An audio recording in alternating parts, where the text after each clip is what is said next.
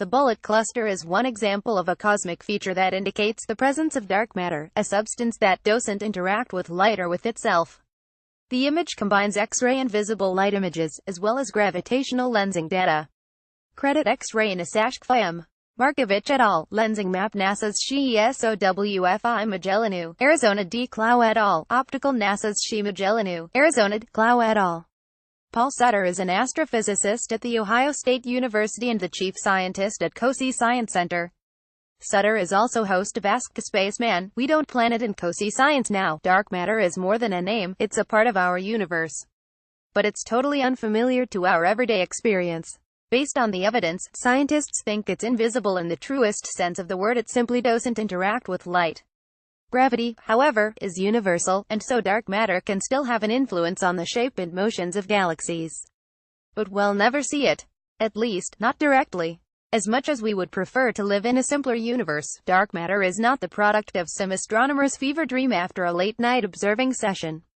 It's only after decades of careful observations that cosmologists have come to the inescapable conclusion that most of the matter in our universe is simply invisible. Dark matter and dark energy. The mystery explained infographic. The initial hints of dark matter came in the 1930s as astronomer Fritz Zwicky made the first X-ray observations of the Coma cluster, a dense knot of 1,000 galaxies over 300 million light-years away. The galaxies themselves aren't very bright in X-ray light, but the galaxies in a cluster swim in a hot, thin soup of plasma, a gas with some unique properties, which does emit high-energy radiation. In his initial measurements, Zwicky noticed an inconsistency. The plasma was much too hot. Stable systems like galaxy clusters are a steady in balance. In this case, the tendency of a hot gas to expand is balanced by the inward pull of its own gravity. If clusters are to survive for billions of years, which they must, in order for us to actually observe them all over the universe, then these two forces must be in equilibrium. But when Zwicky added up the masses of all the galaxies and the plasma itself, it was far too small. The inward gravitational pull of all that matter wasn't enough to overcome the natural expansion of the gas. In other words, the cluster should have, well, I don't want to say exploded, but you get the idea, long ago. He named the missing mass Dunkelmaterie dark matter in German and went on to figure out other problems. The concept of dark matter was largely ignored until the 1970s, when astronomer Vera Rubin made her groundbreaking measurements of the rotation speeds of stars within galaxies. Here, again, was a mystery. The stars appear to be orbiting far too fast. The galaxies should have flung themselves apart like a broken-down carnival ride long ago. Instead, there they were, stable as could be. At this point, a dilemma emerged.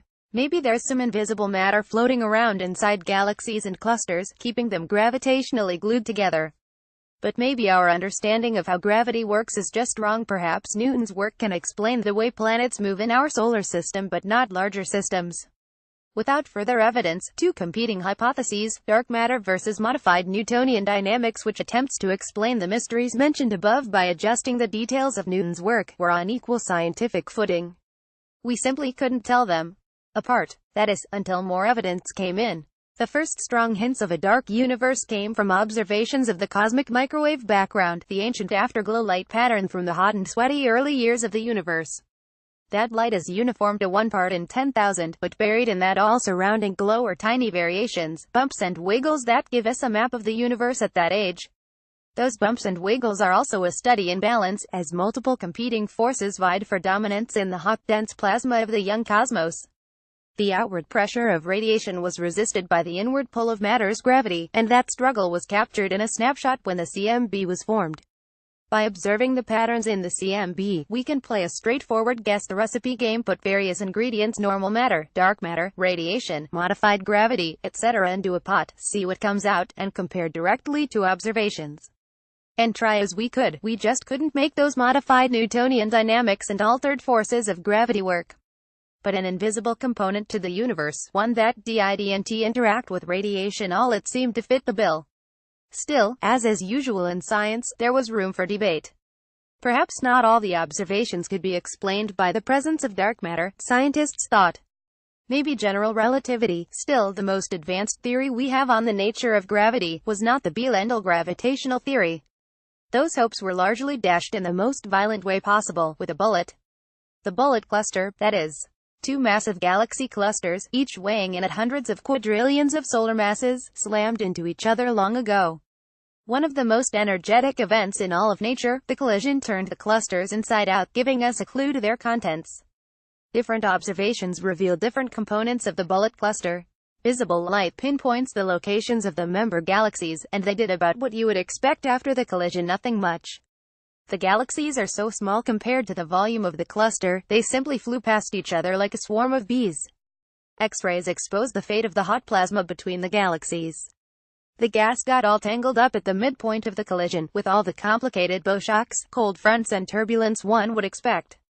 This was space weather played out on the grandest of scales. Also helpful was gravitational lensing, which allows scientists to map the location of matter whether it interacts directly with radiation or not based on the way its gravity bends the path of background light.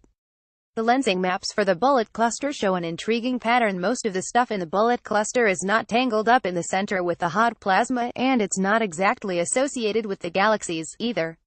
Whatever material the majority of the bullet cluster is made of, it doesn't interact with light, otherwise we would see it, and it doesn't interact with itself, otherwise it would have gotten all twisted up during the interaction. The bullet cluster, and a myriad of observations of similar objects, tie together our picture of dark matter along with other lines of evidence like stellar velocities in galaxies, the cosmic microwave background, and more.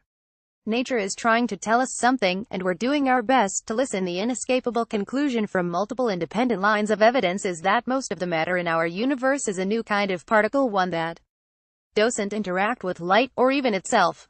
It's dark matter. We still haven't pinned down the exact character of the dark matter particle, but we are closing in on its properties.